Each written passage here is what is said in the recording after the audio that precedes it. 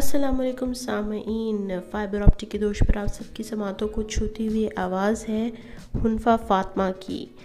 तो मार्च आ गया है जनाब, और सब स्टूडेंट्स के स्कूल खुल चुके हैं, कॉलेजेस, हर यूनिवर्सिटीज़, हर चीज़ खुल चुकी है और एग्ज़ाम स्टार्ट हो चुके हैं। और वो पढ़ाई में मुश्किल पेश आ रही है, जिनको कोई मसला है, जिनको कोई भी सवाल है जो वो किसी लाइक स्टूडेंट से करना चाहते हैं। होते हैं ना हर क्लास में कोई बहुत ही कोई लाइक तरीन कोई टॉपर बच्चा होता है, और आप उससे जाके पूछते हो कि हाँ भाई तू कैसे पढ़ता है, मुझे भी पढ़ा दे, या इस तरह के कोई सवाल करते हैं और वो आपको कम्प्लीटली इग्नोर करता है। तो जनाब, मैंने अपनी भरपूर कोशिश के साथ एक ऐसे बंदे को हाथ में किया है, और उससे आज हम अपने सारे सवाल पूछेंगे और उससे पूछेंगे कि उसने कैसे इतनी मेहनत की, वो हमें भी राज पता चले। तो जनाब, मेरी बहुत ही प्यारी और बहुत ही हर दिल अज़ीज़ दोस्त शारका है, शारका बिशारत। एंड आप सबको बताती चलूँ, she is topper, all rounder, and उसकी जितनी भी तारीफ़ें करूँ वो बहुत कम है, क्योंकि वो बहुत अच्छी है। तो जी, मेरी जो बहुत प्यारी दोस्त है उससे हम कुछ सवालात करेंगे और पूछेंगे कि उसने कहाँ कहाँ से पढ़ा है, किस तरह से पढ़ा है, और अब वो क्या कर रही है। तो जी, इस प्रोग्राम को स्टार्ट करते हैं। अस्सलाम वालेकुम शारका, वालेकुम अस्सलाम। कैसी हैं आप और क्या चल रहा है आजकल? मैं ठीक ठाक, अल्लाह का शुक्र। आप सुनाई, कैसी हैं हुनफा? कैसी जा रही है आपकी पढ़ाई, सीए आपका? मेरी पढ़ाई अल्लाह का शुक्र है बिल्कुल ठीक जा रही है। जैसे स्टार्ट में हर चीज़ मुश्किल होती है, मगर बाद में एडजस्ट हो जाता है सारा कुछ। अच्छा, तो शारका, हम आपसे अब अपने सवाल जवाब का सिलसिला स्टार्ट करते हैं। तो सबसे पहले तो मैं नाज़रीन को बताती चलूँ कि मेरा और शारका का साथ बहुत पुराना है। हम बचपन से साथ पढ़ते आए हैं।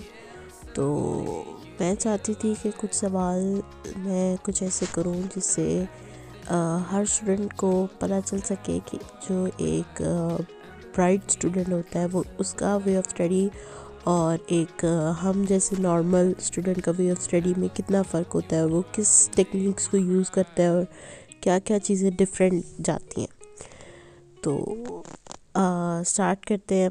सबसे पहले मैं शारका से पूछूंगी अर्ली एजुकेशन के बारे में कि कहाँ से स्टार्ट लिया, और ये सब वो अपनी ख़ुद ज़ुबानी बताए। अर्ली एजुकेशन मैंने हासिल की है डिविजनल पब्लिक स्कूल बुरेवाला से। हम दोनों तो साथ साथ ही हैं बचपन से ही, आपको पता तो है सारा। और 4th क्लास तक मुझे घर में मम्मा ने पढ़ाया है। उसके बाद फिर मैंने 5th क्लास में एक ट्यूशन ज्वाइन कर ली थी। वो घर के पास ही सर रहते थे, मतलब भाई ने उनसे पढ़ा था और फिर मैंने भी उनसे पढ़ा है।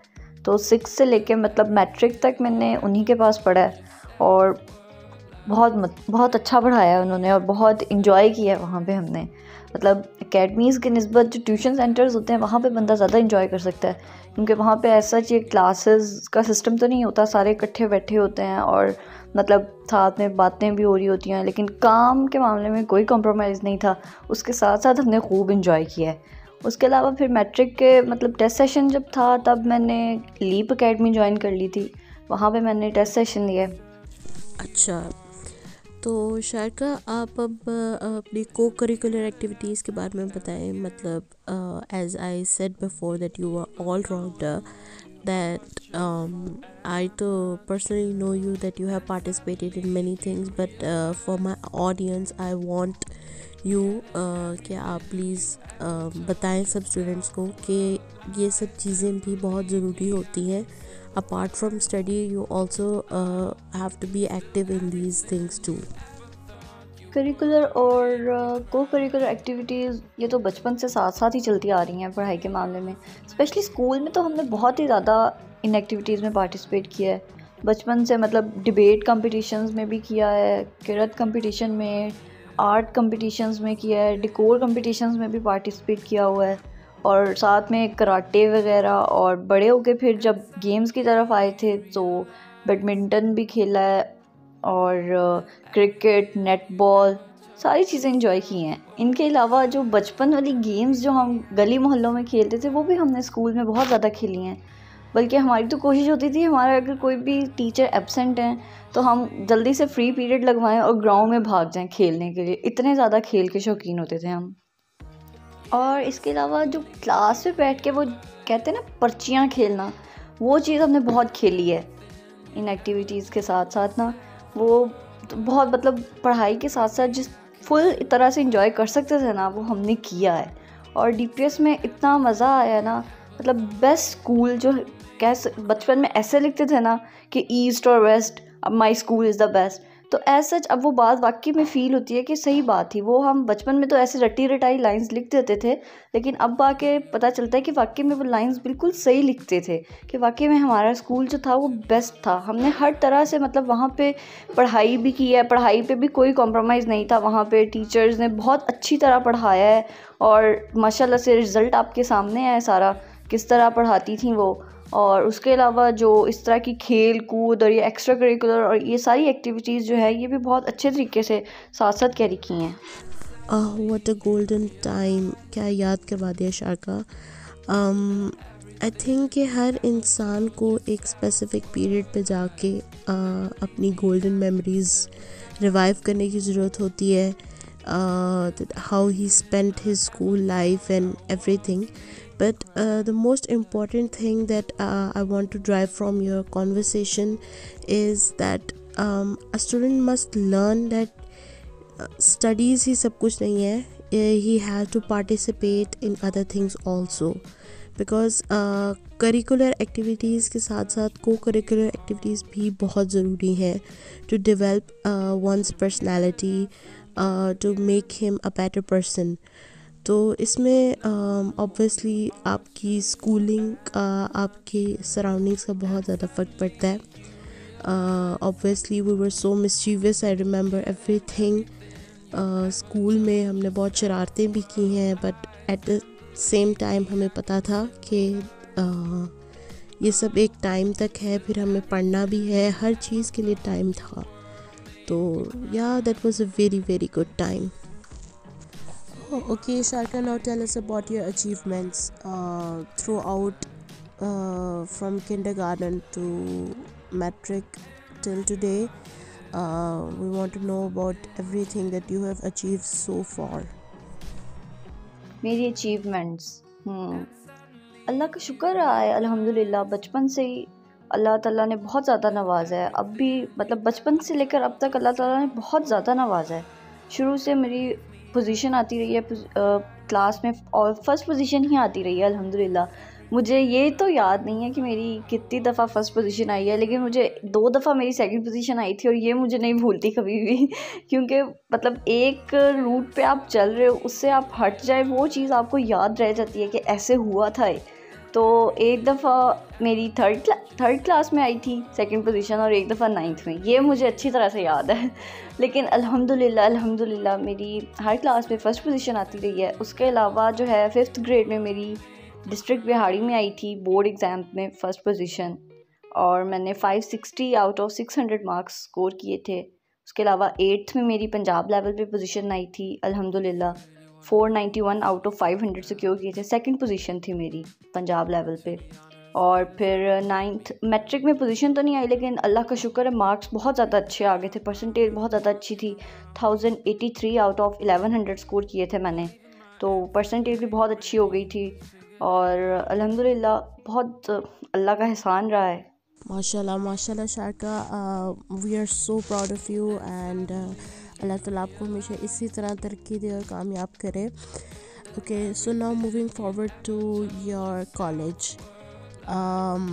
कहाँ से कॉलेज किया, और क्या रखा आपने प्री मेडिकल और pre engineering, and tell us a little bit about your college life. College मैंने पंजाब कॉलेज ज्वाइन किया था, पंजाब कॉलेज बुरे वाला. वहाँ से मैंने FSC प्री मेडिकल में की है, और वहाँ का इन्वायरमेंट भी बहुत अच्छा था. टीचर्स बहुत कम्पिटिटिव थे और बहुत सपोर्टिव थे, और इसके अलावा लेकिन कॉलेज में हमने इतनी ज़्यादा मैंने को करिकुलर इस तरह की एक्टिविटीज़ ज्वाइन नहीं की। मैंने क्विज़ कंपटीशन में पार्टिसिपेट किया है कॉलेज लेवल पे, मतलब स्कूल में भी किया था लेकिन कॉलेज में सिर्फ क्विज़ में किया, उसके अलावा कोई और एक्टिविटी में नहीं किया था।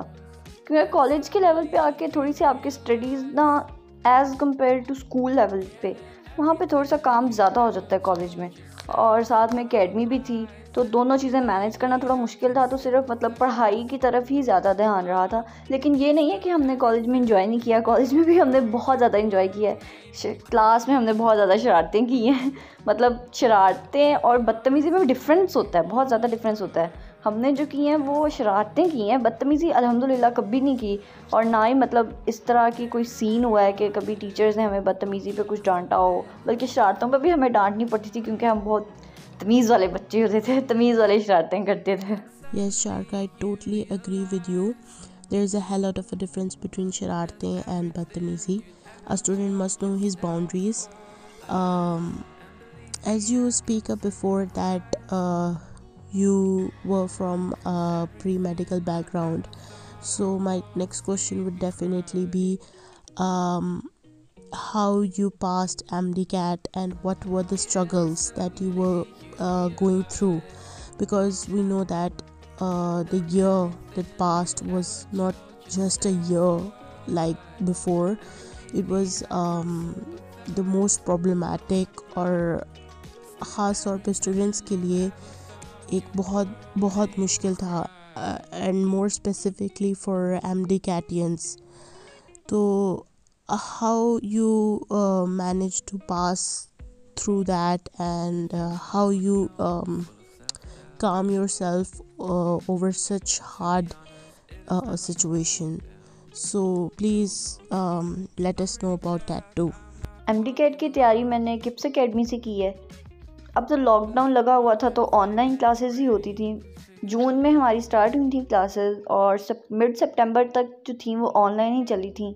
टेस्ट सेशन भी ऑनलाइन ही हुआ था। फिर उसके बाद जब सितंबर में लॉकडाउन ख़त्म हुआ है और स्कूल्स वगैरह कॉलेजेस एकेडमीज़ ये दोबारा से ओपन हुए हैं, तब फिर एकेडमी में टेस्ट सेशन दिए अक्टूबर तक। तो फिर उसके बाद वो जो MDCAT में आते रहे हैं, हलचल होती रही है, PMC ड्रामा की न्यू एपिसोड्स हर 2 दिन बाद आती रही हैं, तो उस वजह से फिर पढ़ाई में थोड़ी प्रॉब्लम हो गई थी क्योंकि सिलेबस जो चेंज हो गया था। तो फिर इतना टाइम नहीं था कि एकेडमी में जाएं। एकेडमी में क्योंकि सिर्फ टेस्ट सेशन था, सिलेबस कवर का ऐसा कोई नहीं था, तो फिर घर में ही बैठ के सिलेबस कवर किया था सारा। अल्हम्दुलिल्लाह हो गया था, बहुत अच्छे तरीके से हो गया था। 15th को था, हमारा माइंड बना हुआ था बिल्कुल कि 15th को होगा एंट्री टेस्ट, लेकिन वो नहीं हुआ, 2 दिन पहले डिले हो गया। तब फिर ये था कि अच्छा अब डिले हुआ है तो ऑलमोस्ट 1 महीना तो डिले होगा ही ना लाजमी। तब 1-2 दिन के लिए थोड़ा सा फ्री हो गए थे, रिलैक्स हो गए थे, क्योंकि MDCAT की तैयारी करते वक्त और स्पेशली जब आपका एंट्री टेस्ट होने वाला होता है तो वो उस वीक में आपका दिमाग बहुत ज़्यादा प्रेशराइज्ड होता है, आपने अपने नर्व्स को कंट्रोल में रखना होता है। लेकिन इस वजह से फिर तो था 1-2 दिन रिलैक्स हुए थे, लेकिन वो साथ ही पता चल गया था कि 29th को हो रहा है, तो फिर दोबारा से बुक्स की तरफ आ गए थे। पढ़ाई फिर से वही ज़ोरों शोर से स्टार्ट हो गई थी, बल्कि ज़्यादा ज़ोरों शोर से हुई थी क्योंकि बीच में 1-2 दिन का गैप आ गया था, तो इस वजह से वो दोबारा से सारा सिलेबस कवर करना था। लेकिन अल्हम्दुलिल्लाह तैयारी बिल्कुल सही हो गई थी, एंट्री टेस्ट भी बहुत अच्छा हो गया था, अल्लाह का शुक्र है। मैंने 189 आउट ऑफ 200 मार्क्स स्कोर किए थे और एग्रीगेट मेरा इस वजह से बहुत अच्छा बन रहा है अल्हम्दुलिल्लाह। Bravo Sharka, mashallah, 189 marks out of 200. That is such a great achievement. I must say अल्लाह ताला आपको कामयाब करे, और हर चीज़ में बिल्कुल अल्लाह ताला की बेहतरी होती है। साल बहुत मुश्किल था ख़ास तौर पे आप लोगों के लिए, बट अल्लाह ताला ने इस चीज़ का रिवॉर्ड भी दिया आपको, आपकी कॉन्टीन्यूस मेहनत का। तो अब मैं अपने आखिरी चंद सवालों की तरफ जाऊंगी। तो वो ये है कि बचपन से लेके अब तक till MDCAT what was your studying schedule, मतलब आप किस तरह से पढ़ती होती थी? कोई स्पेसिफ़िक चीज़ थी जो आज के स्टूडेंट्स को पता होनी चाहिए कि वो इन फैक्टर्स को जहन में रख के पढ़ें, या कुछ ऐसी चीज़ जो आपके टाइम टेबल में थी जो आज के स्टूडेंट्स में, जो अब के स्टूडेंट्स जो अब पढ़ रहे हैं उनमें नहीं है, या उनको ये पता होना चाहिए? स्टडी के लिए मेरा ऐसा तो कोई टाइम टेबल नहीं होता था कि मतलब मैंने इस टाइम पे स्टडी करनी है और इस टाइम पे मैंने रेस्ट लेना है। नहीं, ऐसा नहीं होता था, बल्कि मैंने बस काम कंप्लीट करना होता था और बेस्ट पॉसिबल वे में कंप्लीट करना है काम। और मैंने कभी अपने ये स्टडी आवर्स वगैरह भी काउंट नहीं किए कि मैंने इतने घंटे पढ़ाई की है, इतने घंटे में रेस्ट की है, या मुझे अब इतने घंटे पढ़ना चाहिए। नहीं, बस मैंने अपना काम जो है ना वो कंप्लीट करना है और बहुत अच्छे तरीके से कंप्लीट करना है कि मैं उस पर सेटिस्फाई हो जाऊँ। और ख़ुद को सेटिस्फाई करना ना सबसे बड़ा चैलेंज होता है। तो बस ऐसा और तो कोई नहीं था मेरा। कभी ऐसा भी होता था कि मतलब मैंने एक दिन काम नहीं किया, लेकिन फिर उससे अगले दिन मैंने डबल काम करना होता था। मतलब जो टाइम पीरियड है ना, उस टाइम पीरियड में जो है वो बेस्ट पॉसिबल तरीके से अपने काम को ना ख़त्म करना है, हर सूरत में करना है। और इसके अलावा तो कोई फ़िक्स टाइम टेबल नहीं था मेरा, और कोई वे ऑफ स्टडी भी क्या कह सकते हैं, बस यही था। Basically, your motive was the best possible way to complete your work. That is very good thing कि हर स्टूडेंट को पता होना चाहिए कि उसका मोटिव क्या है, कि उसको किस मोटिव को लेकर आगे चलना है और किस तरह से काम करना है। तो आखिरी चीज़ जो बहुत इम्पॉर्टेंट है वो मैं पूछने लगी हूँ आपसे, वो ये है कि आज के जो स्टूडेंट्स हैं जिन्होंने अब MD-CAT में MD-CAT देना है, या जो 9th-10th में है या किसी भी ग्रेड में है, वो आपकी तरह हाई अचीवर बनना चाहते हैं या अच्छे मार्क्स स्कोर करना चाहते हैं, तो उनके लिए क्या एडवाइस है? वो किस तरह से अपने आप को इम्प्रूव करें, क्या चीज़ करें वो जिससे वो अच्छे बन सकें? स्टूडेंट्स के लिए एडवाइस, आप सबसे पहले तो ना अपने अंदर एक एहसास ज़िम्मेदारी पैदा करें। आपको पता होना चाहिए कि आपने काम को कंप्लीट करना है, कैसे कंप्लीट करना है और कब तक कंप्लीट करना है। और जब तक आप ये डेवलप नहीं करेंगे ना, तब तक आप बेहतरीन तरीके से अपने काम को कंप्लीट नहीं कर सकते। आपके अंदर एक बेचैनी सी रहेगी। आपने ख़ुद को सेटिस्फाई करना है अपना। अगर आप 100% नहीं दे सकते तो एटलीस्ट 90% ज़रूर दें अपना, इससे कम नहीं आप दें। अगर इससे आप कम देंगे तो फिर अल्लाह मालिक है फिर आपका। और फिर इसके साथ साथ जो है वो आप नमाज़ें ज़रूर पढ़ें, नमाज की पाबंदी ज़रूर करें, और साथ में दुआ भी मांगा करें। ना सिर्फ अपने लिए दुआ मांगा करें बल्कि दूसरों के लिए भी मांगा करें। और दुआ मांगना कभी ना छोड़ें, कभी भी ना छोड़ें। मैं कह रही हूँ कभी भी ना छोड़ें। और ये कि बिल्कुल भी किताबी कीड़ा ही ना बन जाएं। आप काम करें, साथ में बीच में 10-15 मिनट की ब्रेक ले लें। जैसे अगर आपने 2 घंटे पढ़ा है या 2 चैप्टर्स पढ़े हैं आपने, तो बीच में आधे घंटे की ब्रेक ले लें, फिर अगला काम स्टार्ट करें। क्योंकि जब आप कॉन्टीन्यूसली काम करते रहते हैं ना, तो आपके दिमाग भी ना थक जाता है। दिमाग का भी एक एंड पॉइंट हो जाता है कि इससे ज़्यादा वो नहीं आगे कर सकता काम। तो इसलिए थोड़ा सा अपने आप को फ्रेश करने के लिए थोड़ी देर ब्रेक ले लिया करें बीच में। उस ब्रेक में अगर आपने मोबाइल चलाना है, मोबाइल चला लें, या खाना वगैरह खा लें, या कुछ भी कर लें। लेकिन पढ़ाई जब करनी है तो फिर वो फुल कंसंट्रेशन के साथ करनी है। उसमें फिर कोई नहीं होना चाहिए कि पढ़ाई के दौरान फिर मोबाइल वगैरह नहीं यूज़ होना चाहिए। और बस मेरी दुआ है अल्लाह पाक सबको कामयाब करे, हमें भी कामयाब करे, आप लोगों को भी कामयाब करे, आमीन। Thank you so much Sharka for this beneficial time. उम्मीद है कि तमाम स्टूडेंट्स ने इससे भरपूर फ़ायदा उठाया होगा। और एक चीज़ जो इस पूरे पॉडकास्ट का मॉरल है वो ये है कि the sense of responsibility and management of the time. So ये दोनों बातें अगर एक स्टूडेंट अपने ख़्याल में रखे तो वो ज़रूर कामयाब होगा। और आज माशाल्लाह शारका का किंग एडवर्ड में एडमिशन हो गया and now she is going to become a doctor. So मेहनत करते रहें और अल्लाह पे यकीन रखें तो इंशाल्लाह आप ज़रूर कामयाब होंगे। और अगली दफ़ा तक के लिए अपना ख्याल रखिएगा। अल्लाह हाफ़िज़। Thank you so much.